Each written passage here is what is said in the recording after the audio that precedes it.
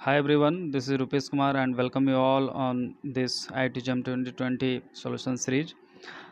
आज हम लोग क्वेश्चन नंबर 51 से 60 के कुछ क्वेश्चंस देखेंगे जो 2 मार्क्स के होते हैं। इसमें भी नेगेटिव नहीं होता है। ये नेट सेक्शन के हैं, numerical aptitude test. Question number 51 है, if a function Y X is described by the initial value problem D square Y by D X square plus 5 D Y by D X plus 6 Y equal to 0 with initial conditions y at x equal to 0 is equal to 2 and dy by dx at x equal to 0 is equal to 0 then the value of y at x equal to 1 is। ठीक है, तो सबसे पहले हम लोग क्या निकालेंगे? सबसे पहले हम लोग फंक्शन y निकालेंगे जो x का फंक्शन होगा, that is y under bracket x निकालेंगे। फिर वहाँ पे उसमें जो कांस्टेंट होंगे उसको ये दो कंडीशन लगा के उसको रिमूव करेंगे, उन कांस्टेंट का वैल्यू निकालेंगे। फिर फाइनली हम लोग जो y का एक्सप्रेशन आएगा विदाउट कांस्टेंट, उसमें हम लोग आर्बिट्रेरी कांस्टेंट को हटाने के बाद y का जो वैल्यू होगा उसमें x इक्वल टू 1 रखेंगे, तो फाइनली राउंड अप करेंगे 2 डेसिमल प्लेस तक, अपने आंसर आ जाएगा। ठीक है, तो चलिए देखते हैं इसका सॉल्यूशन।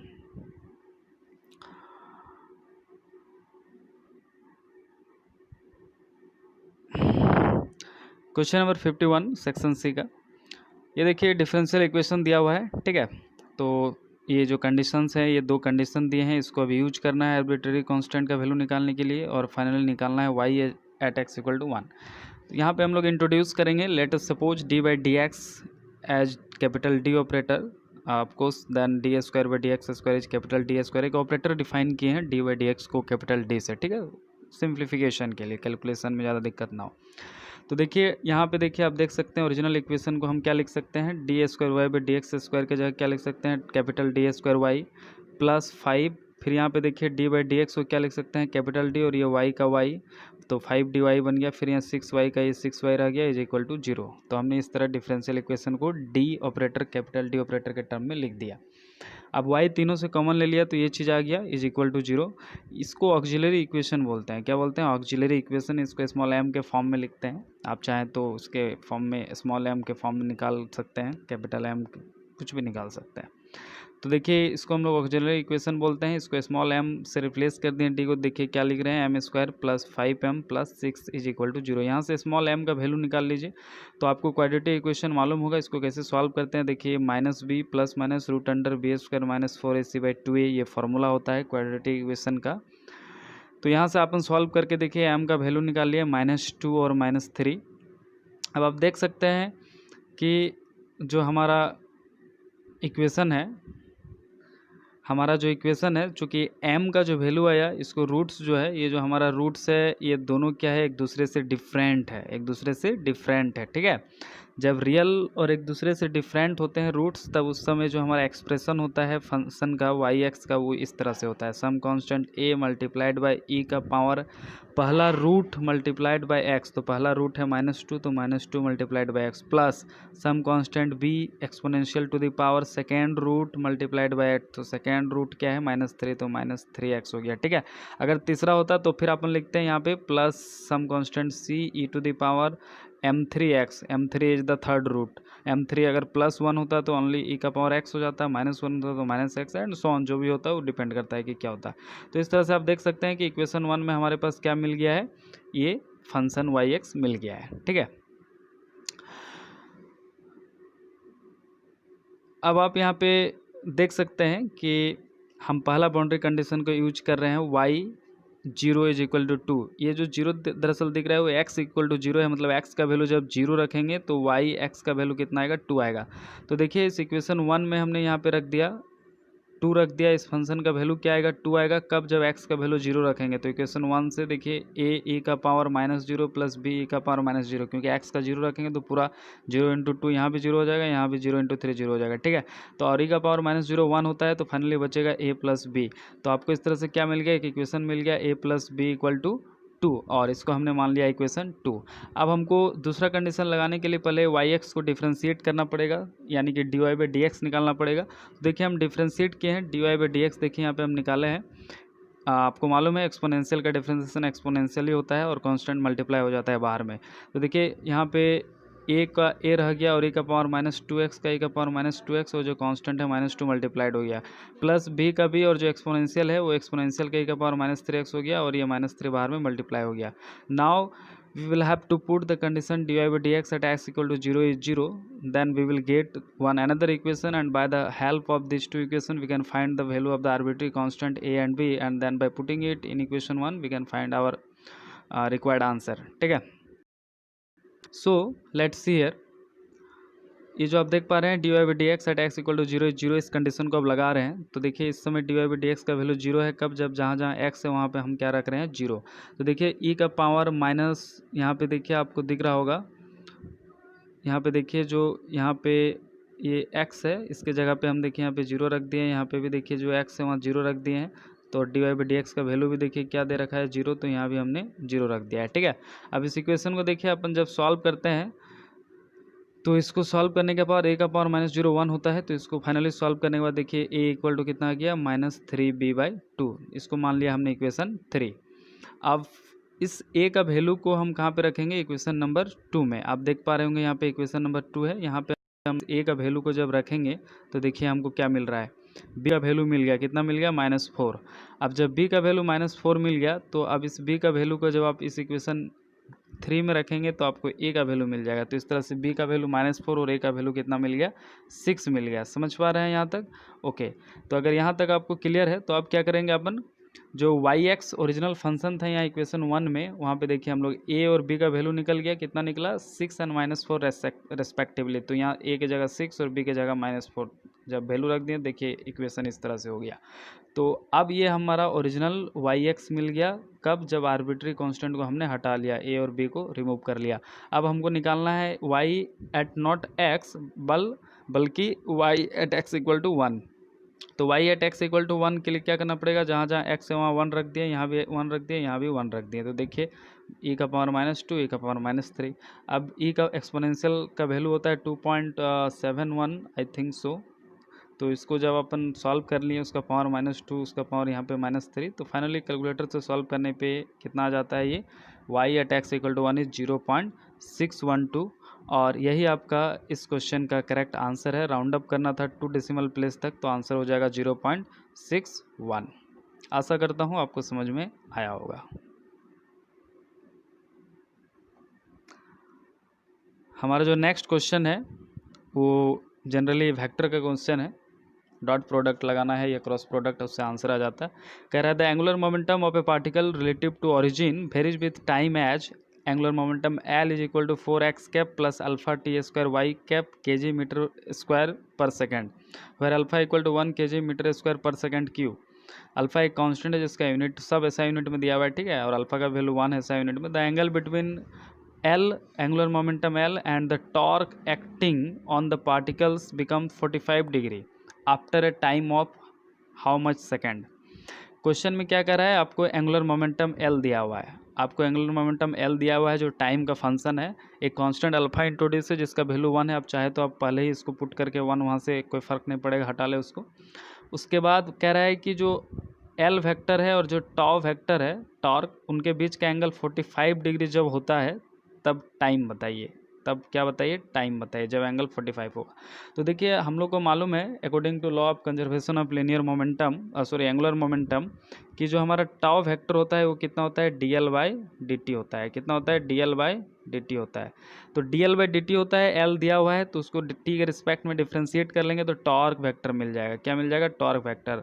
अब जब L वेक्टर गिवन है और टॉर्क वेक्टर हम लोग निकाल लिए तो ये दोनों का क्या ले लेंगे, डॉट प्रोडक्ट। तो L vector dot tau vector क्या मिल जाएगा, magnitude of L vector, magnitude of tau vector और कॉस थीटा जो 45 दिया हुआ है तो कॉस 45। ठीक है, अब यहाँ सारा वैल्यू पुट करेंगे तो हमारा जो रिक्वायर्ड आंसर है वो हमको क्या होगा, मिल जाएगा। आइए देखते हैं इसका सॉल्यूशन कि इसको सॉल्व कैसे करेंगे स्टेप बाय स्टेप। क्लियर है? Okay,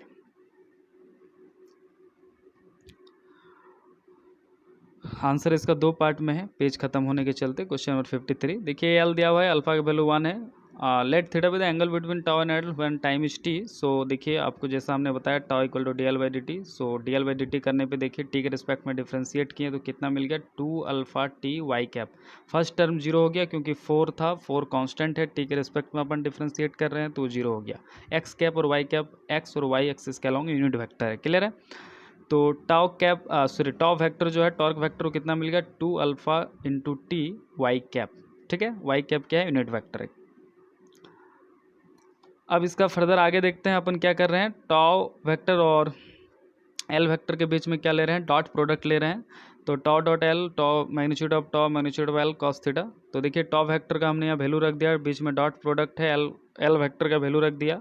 magnitude of tau vector कैसे निकालेंगे, आपको मालूम है वाई कैप क्या है, यूनिट वेक्टर है।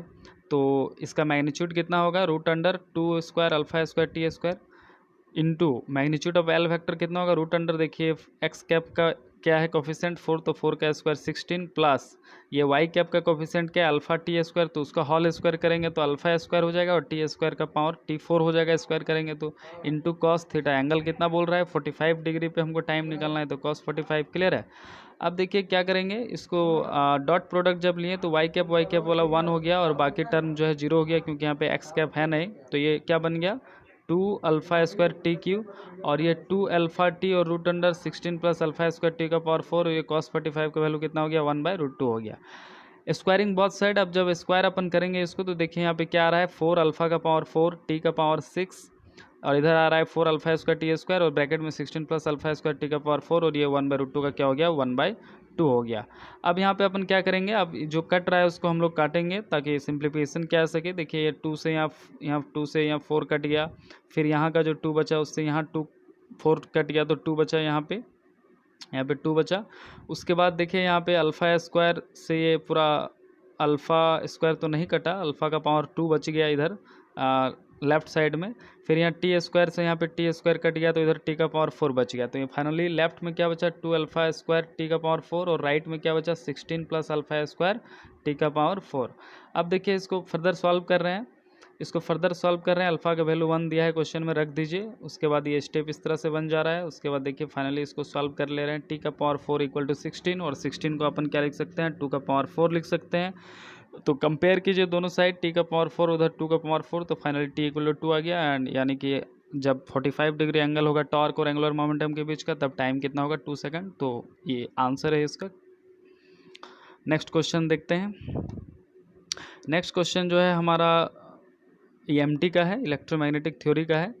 The magnetic fields in tesla in the two region separated by the z equal to 0 plane are given by b1 equal to 3x cap plus 5z cap and b2 equal to x cap plus 3y cap plus 5z cap.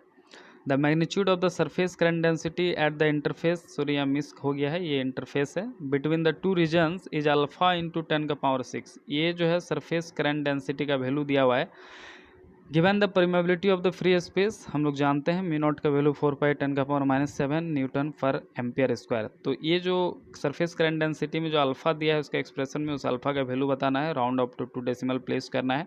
मतलब एक interface है z equal to 0 plane पे, दोनों interface में दोनों जो medium है उसका मैग्नेटिक फील्ड दिया हुआ है और सरफेस करंट डेंसिटी निकालना है। चलिए देखते हैं इसका सॉल्यूशन। बहुत ही आसान सॉल्यूशन है, बहुत ही स्ट्रेट फॉरवर्ड क्वेश्चन है, कॉपी का क्वेश्चन है। बहुत मतलब जितने भी कर रहे हैं सब बहुत ही बेसिक सवाल है, बहुत ही बेसिक, जेम का कोई बहुत बड़ा इशू नहीं है। इसको निकालना बहुत ही सरल है, बहुत ही आसान। आप गांव में बैठे हैं, कहीं भी बैठे हैं, किसी भी यूनिवर्सिटी में पढ़ रहे हैं, आप निकाल सकते हैं। ओके, तो ये z इक्वल टू 0 प्लेन है। इसमें देखिए आप ये इंटरफेस है, यहाँ 2 मीडियम है, दोनों मीडियम का मैग्नेटिक फील्ड का एक्सप्रेशन दे रखा है। अपने को सरफेस करंट डेंसिटी का एक्सप्रेशन का फॉर्म दे रखा है। इस फॉर्म में एक अल्फा आपको दिख रहा होगा, उस अल्फा का वैल्यू बताना है, ठीक है। तो applying boundary condition, we know that the boundary condition in magnetostatic is like this, n cap 1 2, मतलब the unit normal vector from medium 1 to medium 2 cross है, ये क्रॉस इनटू नहीं है, क्रॉस प्रोडक्ट है, b2 minus b1 vector is equal to mu not k vector. k यहाँ पे क्या है हमारा करंट, सरफेस करंट डेंसिटी है, ठीक है। तो देखिए n12 कैप इनटू, देखिए हमने b2 माइनस b1 सब्ट्रैक्ट कर लिया, b1 और b2 दिया है, इसको सब्ट्रैक्ट कर लीजिए तो देखिए ये टर्म बच रहा है और इधर म्यू नॉट k रहने दीजिए, k तो निकालना है।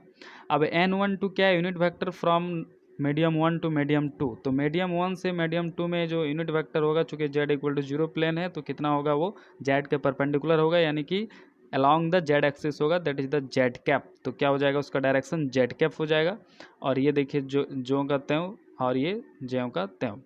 अब देखिए क्रॉस प्रोडक्ट लेना है, ये z कैप है, इसका ये एक वेक्टर है अपने आप में, और ये दो वेक्टर, एक वेक्टर है, दोनों का क्रॉस प्रोडक्ट लेना है। तो देखिए z कैप को जब -2 x कैप के साथ क्रॉस प्रोडक्ट लेंगे तो -2 का -2, और z cap cross x cap क्या होगा, तो यहाँ आप देख पा रहे होंगे, इसी हम लोग साइकिल से यूज करते हैं। ये एक्स कैप ऑर्डर है, ये ऑर्डर मैटर करता है क्रॉस प्रोडक्ट में, X cap, Y cap, Z cap.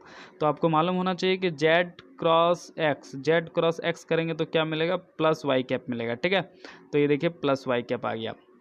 उसके बाद देखिए प्लस प्लस प्लस 3 का 3 और Z cap cross Y cap. तो देखिए यहाँ ध्यान से, जब Z cap cross Y cap करेंगे तो आप अपोजिट साइकिल में घूम रहे हैं, तो ये माइनस एक्स कैप देगा। तो यहाँ देखिए माइनस आ गया एक साइन और ये एक्स कैप, यानी कि क्रॉस प्रोडक्ट कितना आ गया, -2 Y cap -3 X cap is equal to RHS में कितना है, μ0 times surface current density, that is K vector, ठीक है। अपने को मैग्नीट्यूड ऑफ के बताना है, तो मैग्नीट्यूड ऑफ के हो जाएगा 1/μ0, ये μ0 इधर आ गया लेफ्ट में, और इस वेक्टर का, ये अपने आप में एक वेक्टर है, उसका मैग्नीट्यूड कितना हो जाएगा, √वाई कैप का कोफिशिएंट का स्क्वायर, यानी कि -2 का स्क्वायर जो 4 हो गया, प्लस एक्स कैप का कोफिशिएंट का स्क्वायर जो कि -3 का स्क्वायर कितना हो गया, 9। तो 4 + 9 हो गया √13। और नीचे में μ0 का वैल्यू क्वेश्चन में दिया भी है और अपने को पता भी है, 4π10⁻⁷। अब आप देख सकते हैं हमने सबको रख दिया, इसको आंसर जिस फॉर्म में दिया था उस फॉर्म में कन्वर्ट कर दिया, 2.86 10⁻6 एम्पियर पर मीटर। तो यहाँ से जो आपको दिख रहा होगा कि अल्फ़ा का वैल्यू कितना है, आफ्टर 2 डेसिमल प्लेस 2.86। तो बच्चों यही आपका करेक्ट आंसर भी है। आइए देखते हैं नेक्स्ट क्वेश्चन।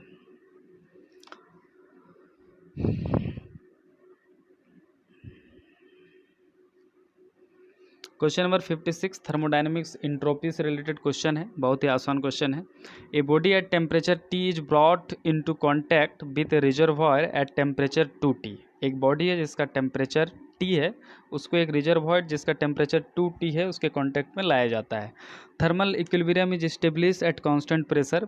प्रेशर इस पूरे इक्विलिब्रियम या प्रोसेस के दौरान कांस्टेंट है pressure. The heat capacity of the body at constant pressure is Cp, ठीक है।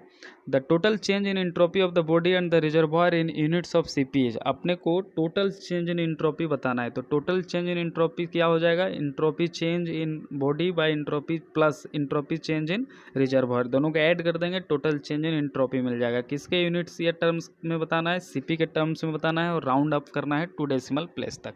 आइए देखते हैं इसका सॉल्यूशन। बहुत ही सरल क्वेश्चन है, थोड़ा सा कंसेप्ट लगाएंगे, थोड़ा सा फार्मूला लगाएंगे और ये सॉल्व हो जाएगा। क्वेश्चन नंबर 57 हमने देखिए एक छोटा सा डायग्राम बनाया है ताकि आपको थोड़ा दिक्कत ना हो। बॉडी है जो टेम्परेचर T पे है, specific heat constant at constant pressure Cp है, और रिजर्वॉयर है जो टेम्परेचर 2T पे है, ठीक है। तो delta S change in entropy of body, total change in entropy of body कितना होगा, इंटीग्रेशन डेल्टा Q/T, ये एंट्रोपी का स्टैंडर्ड फार्मूला है, आपको याद रखना होगा या फिर आपको याद होगा। तो देखिए यहाँ पे डेल्टा Q का अपन Cp/dt लिख दिए, m का वैल्यू 1 ले लिए इन जनरल, कुछ नहीं दिया हुआ है तो उसका लॉजिक नहीं है कुछ। Cp/dt/T हो गया, T तो पहले से था, और डेल्टा Q m Cp/dt उसको 1 कर दिया अपन और Cp/dt बच गया। तो देखिए Cp तो कांस्टेंट है, बाहर आ गया, और लिमिट कितना होगा, बॉडी का टेम्परेचर T से कहाँ तक जाएगा, 2T तक जाएगा इक्विलिब्रियम में, क्योंकि इसको सटा रहे हैं, देखिए कनेक्ट कर रहे हैं रिजर्वॉयर के साथ, तो टेम्परेचर T है। अब ये कहाँ तक इक्विलिब्रियम में जाएगा, 2T तक जाएगा। तो Cp, और ये यहाँ पे देखिए Cp बाहर लेते हैं, यहाँ पे सिर्फ dt/T बच गया, तो integration of dt/T ln T हो गया, लिमिट है T से 2T। तो Cp ln 2T/T, T cut गया देखिए यहाँ पे, तो ln 2 बचा, ln 2 का वैल्यू कितना होता है 0.693। तो इस तरह डेल्टा S ऑफ बॉडी कितना आ गया 0.693 इन टर्म्स ऑफ Cp। अब अपन क्या करेंगे, यहाँ पे delta S total of reservoir निकालेंगे। देखिए ये हीट यहाँ पे जब दे रहे हैं, इसको क्या कर रहा है, ये हीट एक्सट्रैक्ट कर रहा है, तो ये उतना ही हीट को एक्सट्रैक्ट करेगा। जब बॉडी को हीट देते हैं तो पॉजिटिव साइन लेते हैं, और जब वो एक्सट्रैक्ट या रिलीज करता है तो हीट में नेगेटिव साइन होता है। तो यहाँ पे चूँकि law of conservation of energy का वायलेशन नहीं होना है, कंजर्वेशन ऑफ एनर्जी को बने रहना है, तो इसलिए जितना हीट दिया उतना ही एक्सट्रैक्ट करेगा। तो इसका इसीलिए उतना ही अमाउंट ऑफ हीट होगा, लेकिन एक माइनस साइन होगा, ठीक है। तो देखिए माइनस और डेल्टा क्यू एम को नेग्लेक्ट किए, 1 किए, तो minus C P D T और नीचे में क्या है, टी है, ठीक है। तो माइनस सी पी और डी टी मतलब चेंज इन टेम्परेचर, तो इसका इनिशियल 2T था, सॉरी चेंज इन टेम्परेचर, ये फाइनल 2T और माइनस टी, तो बड़ा टेम्परेचर माइनस छोटा टेम्परेचर 2T माइनस टी और डिवाइडेड बाय इनिशियली इसका जो टेम्परेचर था, आप देख पा रहे होंगे कि जो रिजर्वॉयर है अपने आप में कितना टेम्परेचर में था, 2T टेम्परेचर में था, ठीक है। तो उसका टेम्परेचर यहाँ पे रखना है, क्लियर है, नीचे में। तो ये बन गया, देखिए सॉल्व करके माइनस 0.5 CP बन गया, और इसीलिए total change in entropy delta S कितना होगा, दोनों को ऐड कर देंगे, तो 0.693 और माइनस 0.5, तो ऐड करने पे देखिए कुछ इस तरह से आ जाएगा। CP को हमने क्या किया यहाँ पे कॉमन ले लिया है, जैसा कि आप देख पा रहे होंगे। तो फाइनली देखिए आंसर क्या आ गया, 0.19 CP। फाइनली आंसर कितना आ गया, 0.19 CP। तो आंसर डालना था सिर्फ 0.19 in terms of CP, round up to 2 decimal plus, मतलब आंसर होगा 0.19। आइए देखते हैं नेक्स्ट क्वेश्चन।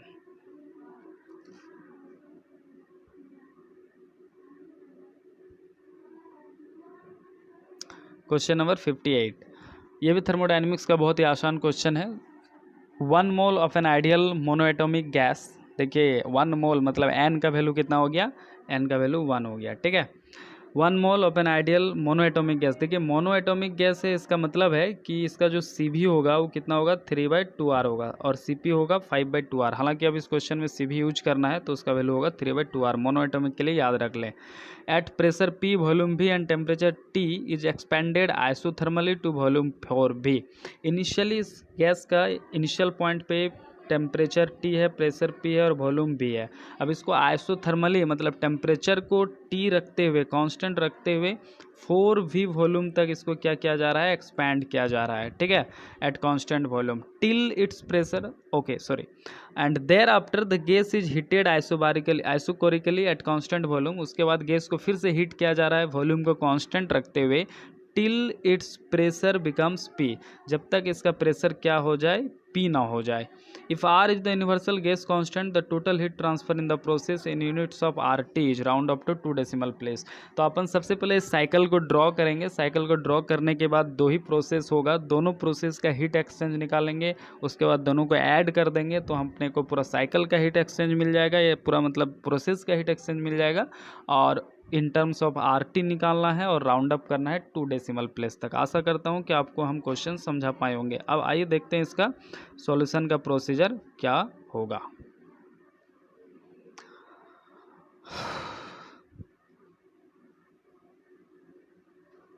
क्वेश्चन नंबर 58, देखिए n नंबर ऑफ मोल 1 दिया हुआ है, आइडियल मोनोएटॉमिक गैस है, CV 3/2R होगा, CP 5/2R होगा। हालांकि CP का यूज नहीं है, CV का यूज है, अभी इसलिए लिख लिया है हमने। आप देख पा रहे होंगे कि हमने एक PV डायग्राम पहले ड्रॉ किया है। इस PV डायग्राम में हमने A को इनिशियल पॉइंट लिया है, इस इनिशियल पॉइंट पे प्रेशर P है, वॉल्यूम भी है, टेम्परेचर T है। फिर इसको हमने आइसोथर्मली टेम्परेचर को T रखते हुए, कांस्टेंट रखते हुए एक्सपैंड किया है, जब इसका वॉल्यूम क्या हो जाए, 4V हो जाए। मतलब इस B पॉइंट पे वॉल्यूम देखिए बढ़ के कितना हो गया, 4V हो गया, और टेम्परेचर T ही है। अच्छा, इस दौरान प्रेशर क्या ड्रॉप करेगा, यस प्रेशर भी ड्रॉप किया। कितना किया वो कैसे हम निकालेंगे, यहाँ तो P/4 लिख दिए हैं, लेकिन देखिए उसको हम यहाँ पे निकाले हैं, अभी आपको दिखाएंगे। उसके बाद फिर प्रोसेस में क्या बोला था कि फिर उसको आइसोकोरिकली वॉल्यूम को कांस्टेंट रखते हुए उस पॉइंट तक ले जाया जा रहा है जहाँ पे उसका प्रेशर फिर से P हो जाए। तो देखिए हमने इसको आइसोकोरिकली मतलब वॉल्यूम इस एक्सिस में है, तो इस एक्सिस के अलॉन्ग वैल्यू को कांस्टेंट रखते हुए देखिए हमने ऊपर उठा दिया, इस पॉइंट तक ऊपर उठाया, C पॉइंट तक, जहाँ पे उसका प्रेशर इनिशियल प्रेशर के एक्सिस में देखिए बराबर हो जाए, ठीक है। तो इस तरह से हमको यहाँ पॉइंट C मिल गया। पॉइंट C का कोऑर्डिनेट क्या होगा, तो वॉल्यूम तो 4V होगा क्योंकि आइसोकोरिक प्रोसेस है ये, ठीक है। और टेम्परेचर कितना होगा, इसको हमने TC मान लिया है, C पॉइंट का टेम्परेचर को TC अपने को नहीं पता है, निकालना है उसको, ठीक है। लेकिन प्रेशर मालूम है, क्यों, क्योंकि बोल रहा है कि वहाँ तक ले जाए जहाँ पे प्रेशर इनिशियल हो जाए, तो इनिशियली P था तो इस पॉइंट का भी P होगा। आशा करता हूँ आपको ये फिगर समझ में आया होगा। अब ये अगर फिगर समझ में आया होगा तो थोड़ा सा आइडियल गैस ऑफ इक्वेशन इस्तेमाल करेंगे और हम लोग इसका सॉल्यूशन बहुत ही आसानी से कर लेंगे। देखिए कैसे करेंगे। Since BC is isochoric process, BC क्या है भैया, एक आइसोकोरिक प्रोसेस है। तो आइसोकोरिक प्रोसेस में भैया वॉल्यूम कांस्टेंट होता है, वॉल्यूम कांस्टेंट होता है तो चेंज इन वॉल्यूम जीरो होगा, चेंज इन वॉल्यूम जीरो होगा तो वर्क डन कितना होता है, पी डी जीरो हो गया तो वर्क डन जीरो हो गया। अब first law of thermodynamics apply करते हैं बीसी प्रोसेस के लिए, तो delta Q B C is equal to delta W B C plus delta U B C. अब ये तो बीसी प्रोसेस के लिए वर्क डन जीरो है, तो delta Q B C process के लिए कितना होगा, सिर्फ जो इक्वल होगा डेल्टा यू बी सी का। और बी सी एक आइसोकोरिक प्रोसेस है, वॉल्यूम कांस्टेंट है, तो फॉर्मूला क्या हो जाएगा इंटरनल एनर्जी का, N C V D T हो जाएगा। एन 1 है, सी वी 3/2 आर है, डी टी मतलब चेंज इन टेम्परेचर, मतलब फाइनल पॉइंट का टेम्परेचर माइनस इनिशियल पॉइंट का।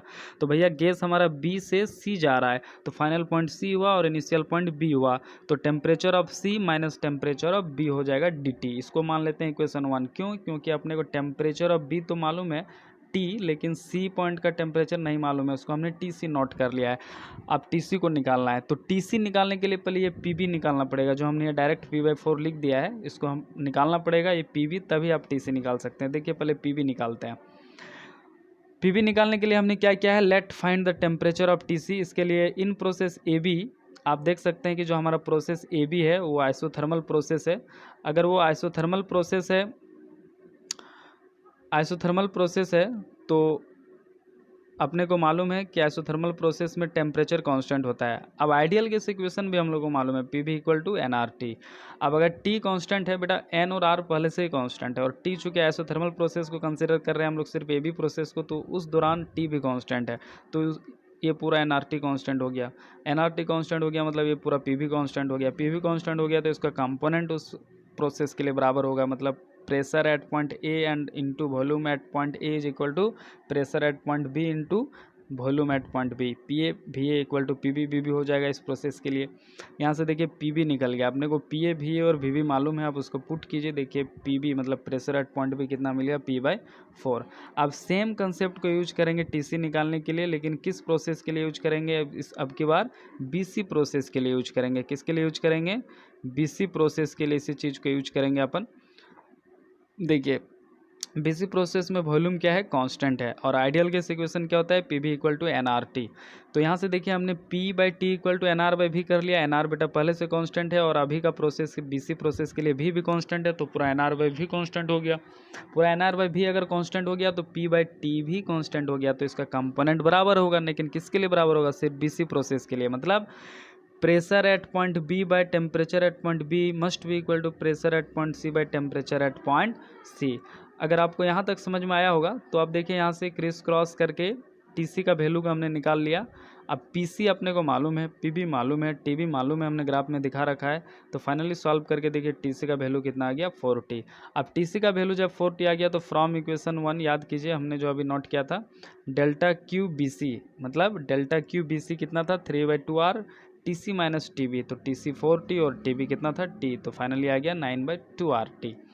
कितना आ गया, 9/2RT, या इसको 4.5RT भी अपन बोल सकते हैं। अब हम लोग बात करते हैं ये तो निकल गया heat exchange of BC process. अब ए बी प्रोसेस का भी हीट एक्सचेंज निकालना है, ठीक है। तो चूंकि ए बी क्या है, आइसोथर्मल प्रोसेस है, तो आइसोथर्मल प्रोसेस में टेम्परेचर क्या होता है, कांस्टेंट होता है। और हम आपको बता चुके हैं कि टेम्परेचर का ही सिर्फ फंक्शन होता है internal energy. Internal energy is the function of temperature, और टेम्परेचर अगर कांस्टेंट है तो इंटरनल एनर्जी क्या होगा भैया, change in internal energy zero होगा, मतलब आइसोथर्मल प्रोसेस का change in internal energy zero होता है। अब first law of thermodynamics, delta Q A B equal to delta W A B, क्योंकि delta U A B of isothermal process zero हो गया, ठीक है। तो डेल्टा क्यू मतलब exchange in heat of A B process is nothing but only equal to work done of A B process, और isothermal process है तो work done A B का कितना हो गया, N R T L N V2/V1। V2/V1 मतलब final point का volume by initial point का वॉल्यूम। एन 1 मोल है, आर है, टी है, एल एन, क्योंकि आइसोथर्मल प्रोसेस है टेम्परेचर कांस्टेंट होगा, जो टी पे एक्सपेंड हो रहा था, टी टेम्परेचर पे तो टी होगा, एल एन V2/V1। तो फाइनल वॉल्यूम कितना में जा रहा था आइसोथर्मल में, आपको अभी दिखाए थे हम, 4 भी जा रहा था, V से 4 भी जा रहा था, तो फाइनली 4 भी और इनिशियली भी, तो देखिए 4V/V, V भी कट गया तो LN4, तो RT LN4 बचा। अब RT रहने दिया, और LN4 का वैल्यू होता है 1.386 और ये RT, तो ये क्या निकल गया, ए बी प्रोसेस का हीट एक्सचेंज निकल गया। अब ए बी प्रोसेस का अगर हीट एक्सचेंज निकल गया तो अब अपन टोटल हीट एक्सचेंज निकाल सकते हैं इंटायर प्रोसेस का। इंटायर प्रोसेस का जो हीट एक्सचेंज डेल्टा क्यू होगा वो delta Q A B plus delta Q B C होगा। देखिए 4.5 R T plus 1.386 R T मिल गया 5.88 आर टी। और भैया आर टी के ही टर्म में आपको आंसर बताना था, यानी कि आंसर होगा 5.88 और राउंड अप करना था 2 डेसिमल प्लेस तक, तो सही आंसर है 5.88। आशा करता हूँ आपको समझ में आया होगा। नेक्स्ट क्वेश्चन है, that is question number 59।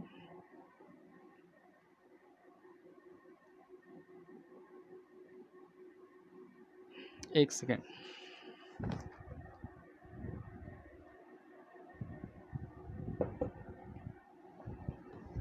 Okay, question number 59. In the transistor circuit given in the figure, the emitter base junction has a voltage drop of 0.7 volt. A collector emitter voltage of 14 volt reverse biases the collector. Assuming the collector current to be the same as the emitter current, the value of RB is in kilo ohms.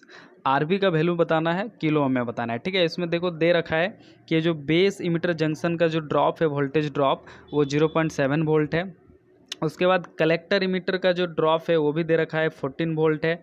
समझ पा रहे हैं। उसके बाद कह रखा है कि एज्यूम कीजिए कि जो इमीटर करंट और कलेक्टर करंट है, मतलब आई ई मस्ट बी इक्वल टू, यहाँ पे इस केस में आईसी है। इतना कंडीशन यूज करना है और इतना डाटा दिया है उसको यूज करना है, आरबी का वैल्यू निकल जाएगा।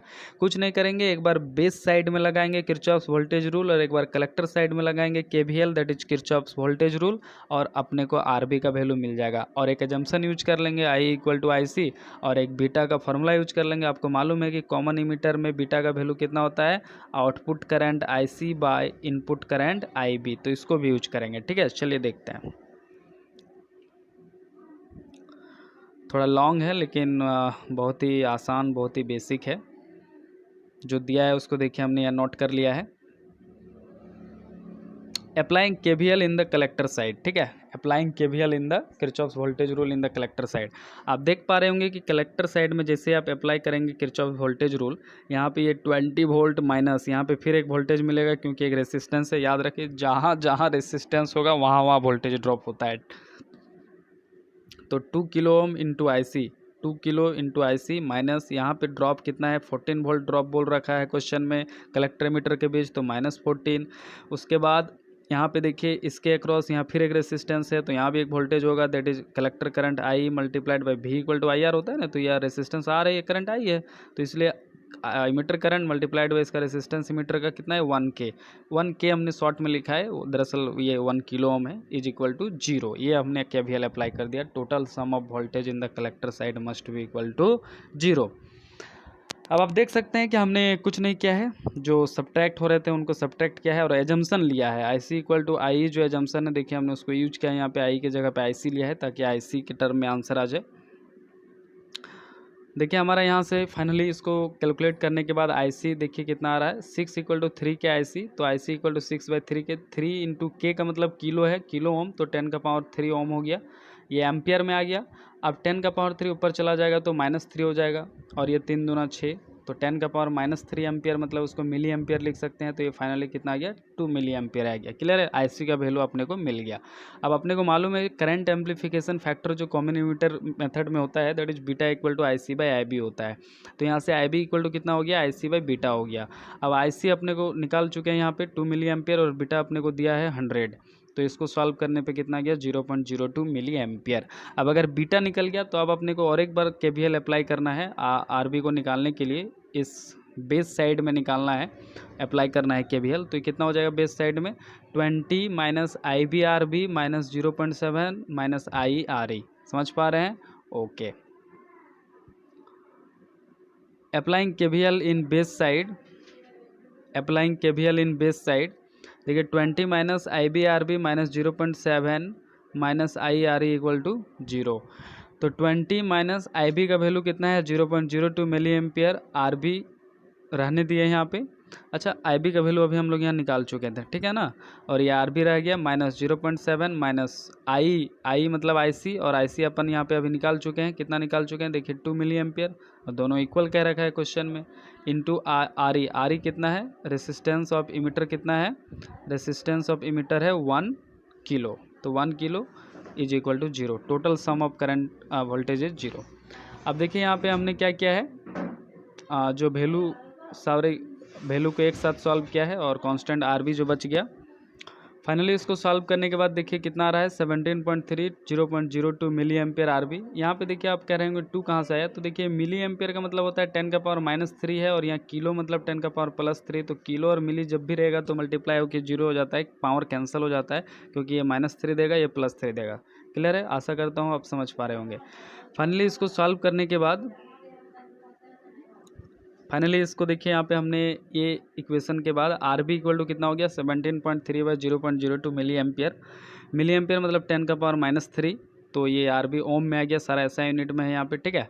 अब अपने को किलो ओम में आंसर चाहिए, तो 10 का पावर -3 ऊपर चला गया तो +3 बन गया, तो ये किलो ओम हो गया, और बचा क्या 17.3 बाई 0.02। इसको डिवाइड करने पे देखिए क्या आएगा 865 आएगा। कितना आएगा 865। तो आपका आंसर 855 से लेकर 875 के रेंज में था, आई थिंक सो। तो ये करेक्ट आंसर है 865, यानी कि 865 किलो ओम। इलेक्ट्रॉनिक में ट्रांजिस्टर वाले जो क्वेश्चन होते हैं उनमें काफ़ी ज़्यादा रेंज दिया जाता है, क्योंकि इनमें बहुत इस तरह के क्वेश्चन बहुत सारे एजम्पशंस लेने पड़ते हैं। Is it clear? आशा करता हूँ आपको ये क्वेश्चन समझ में आया होगा। कुछ क्वेश्चन इस सेक्शन के नहीं, 2-3 क्वेश्चन में थोड़ा सा प्रॉब्लम विवाद खड़ा हो गया, हमारे आंसर कुछ और आ रहे थे और कुछ टीचर के आंसर कुछ और आ रहे थे, कुछ ऑनलाइन जो डाले थे कुछ और डाले थे, तो और जो ऑफिशियल आंसर किए वो कुछ और है, तो थोड़ा विवाद खड़ा होने के कारण उन 2-3 क्वेश्चन को हमने स्किप किया यहाँ पे। Thank you so much. इस तरह से 2020 का ये यहाँ पे एंड होता है सॉल्यूशन सीरीज। अब आगे देखेंगे अपन दूसरा।